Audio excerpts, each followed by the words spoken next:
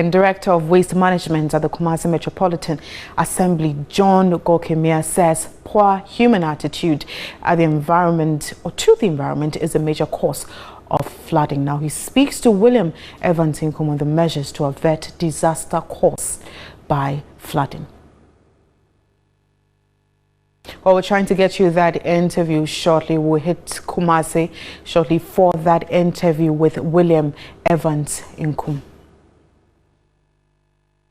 Clamor for the rains, at least to subside the unfavorable condition and also give us some level of comfort.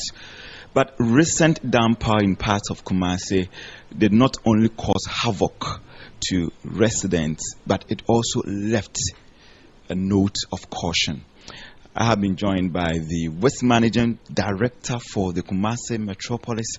Sir, a very good afternoon to you. Thank you, my brother. So you heard of floods in some areas of the Kumasi Metropolis in recent downpour. What are you doing to stop future recurrence? Thank you very much for the question.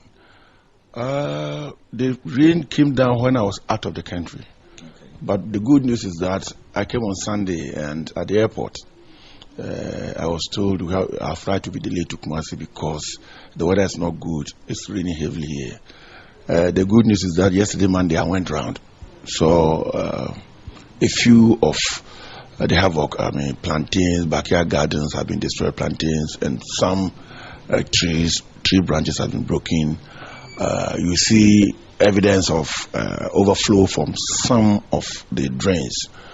The good news is that the assembly already has in place a system. You know, last year we started the silting earlier, so we never experienced silting. We have this plan already there. We've sent the budget and what we need. We started even before I left. Some honorable members, the good thing they have done was to get in touch with us that they will help support the desilting processes. So some of the drains have already been desilted. It's left with a few that when we have finished with the work, there's work at the landfill site also. Because when it rains like that and you don't put the place in shape, vehicles cannot take the waste there. So it's like a dichotomy, two-way things. We're dealing with the drains at the same time, the same equipment we have to channel to the landfill site to prepare the place so that vehicles taking the waste from the metropolis to the place can have easy access without obstruction. We'll finish with that work at the landfill site by tomorrow, Wednesday. Then we'll now move. Already, we have done some work at the Sisa area. Ketsi, the honorable member there, he's a very nice man. He was very influential and supported us, so he went for it. And then Ahomaso too, we've done some work there. It was from Ahomaso that we moved the equipment to the landfill site. Okay, now, Director, how will you react to some public outcry that you over the years your work can only be likened to something much ado about nothing? Because when you wait for something to happen before you strike, is it not about time you put down pragmatic measures in place to ensure that we do not experience it even in the first time, in the first place? Thank you very much. Anybody on this earth who thinks that there will not be disaster, natural disaster, then probably the person is coming from the moon. Natural disasters like fire, flooding from heavy rains, nobody can even foresee. But we can prevent it because we also know people who are actually building on waterway. You see them all the time, but you don't stop them. No, that is not my work. You see, when you have a role to play. You let me explain. You ask a question. You see, we should expect natural disasters. We say we can prevent them. Yes, we can to some extent, but not to the fullest extent. Because one, sometimes the drains that we have will be able to accommodate a certain volume of water. some water when it rains. When it goes beyond the capacity of the drain, definitely it should overflow.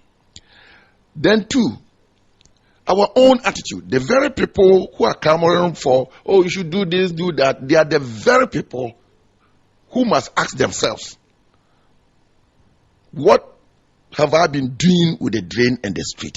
Okay. They put in, look, as soon as they see that the weather is changed, people push in waste. Is it not because they don't have a place to deposit their waste? It's never true in Kumasi and in Sekendi and even in Accra. It's never true. The attitude of the people must be checked. We must all have to check it. Look, there is no place here in Kumasi that we don't pick waste. That is why we have 6 good contractors for the metropolis. And we're doing 2 systems, door-to-door collection and the communal container refuse collection system. So are you telling us that you have container deposited at every area? Every area. As I talked to you about a month ago in January, we built 10 containers. The contractor has supplied 7, which we have distributed to areas that need, and even to areas that have containers, but the containers are worn out. We have those that have the bottom taken off. You can't use it again because it has received excessive welding and now is disused. We have replaced most of them. Okay, so if you are claiming that you've done everything right, is it a matter of you not cracking the whip? That is not in my purview, like I told you earlier on. You see, when people build the waterway, we have the technical committee. I am not a member. They meet to consider development and look at its appropriateness, where it should be placed. That committee must be able, that is the town and country planning has a complete committee made up of various heads of departments. You see.